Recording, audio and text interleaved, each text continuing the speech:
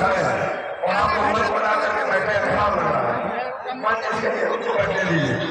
सारे भाई धूप में सवेरे से पड़े हुए हैं। आपसे निवेदन है मंच जल्दी खाली कराइए, मंच बिल्कुल खाली करा दीजिए। मंच खाली कराइए, मंच का इंतजार दबाई अलग हो जाएगा।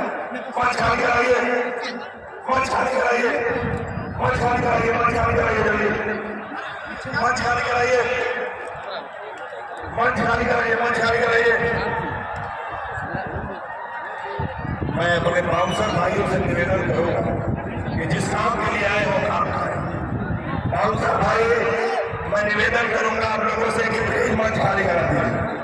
बाउंसर भाइयों से निवेदन करूंगा कि मंच खाली करा दीजिए, मंच खाली करा दीजिए। प्रशासन के लोगों से और मंच के भाई मंच खाली करा दीजिए, मंच खाली कराइए, मंच खाली कराइए, मंच खाली कराइए, जल्दी बहुत सारे लोग यहाँ पे एकत्रित हैं और मंच खाली कराइए। आदरणीय पवन सिंह जी काराकाट की जनता